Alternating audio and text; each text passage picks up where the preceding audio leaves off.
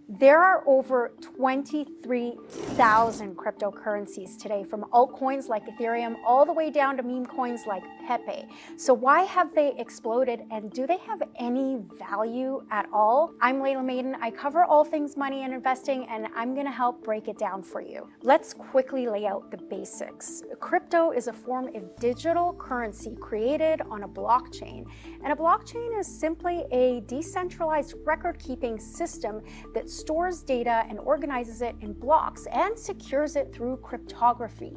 Think of it as a form of encryption. Within the crypto ecosystem, there are different types of coins and use cases, such as to facilitate peer-to-peer transactions, for decentralized finance, for storage, gaming, and to store value. For example, we have cryptos that are native to the Layer 1 blockchain. These are blockchains that are the base which other applications can be built on. Bitcoin is one of them. It's often compared to gold because it has a limited supply of 21 million, and if you can stomach the volatility, you could also use it as a medium of exchange. Outside of Bitcoin, other cryptos are referred to as altcoins. And within that, we have Ethereum. This has the second largest market cap of all cryptos at about $382 billion.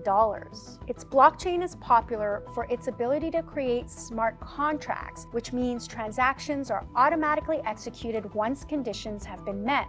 This enables developers to build applications on it, such as decentralized finance, NFTs, and digital wallets. The crypto used within this network is called ETH or Ether, and users buy it in order to transact and pay for fees within the ecosystem. And others invest in it because they believe as Ethereum's popularity grows, so will the value of its cryptocurrency. Ethereum went live in 2015, and 6 years later, in 2021, it was already trading near all-time highs at $5,000 before it dropped back down. And there are many other Layer 1 blockchains that have native cryptocurrencies similar to Ethereum, such as Solana and Cardano. And then we have Layer 2 type cryptocurrencies. These are applications built on top of Layer 1s to improve scalability, increase speed, and lower transaction fees. One example is Polygon, and its crypto is Matic, which allows users to transact on Ethereum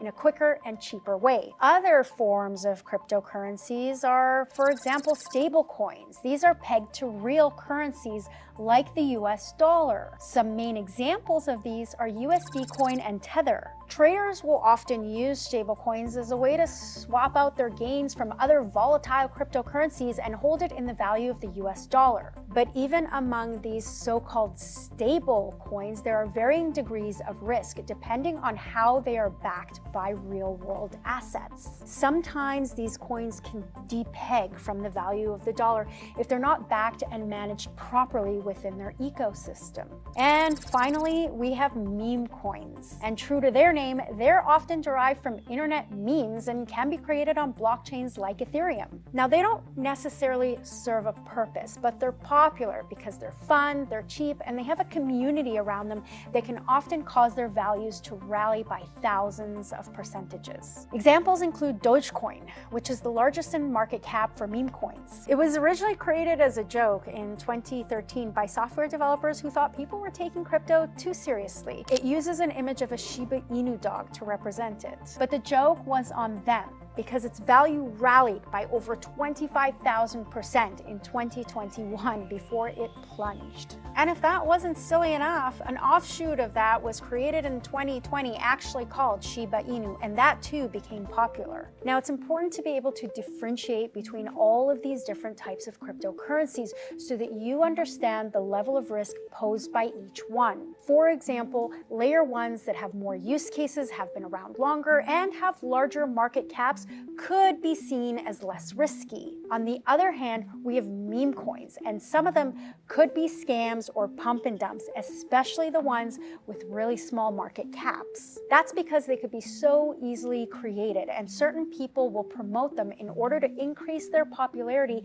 and boost their value, only to dump them on unsuspecting buyers. Since 2014, over half of cryptocurrencies have already failed. That's over 14,000 cryptocurrencies that no no longer exist. Now, the crypto market is highly speculative because it's a new sector and we don't know what the future holds. We don't know how blockchains will be incorporated into financial systems. And even then, we don't know which blockchains will be around in a year or two. But investors still bet on them, either for short-term quick gains or because they really believe in their long-term potential. Crypto prices can be impacted by sheer hype.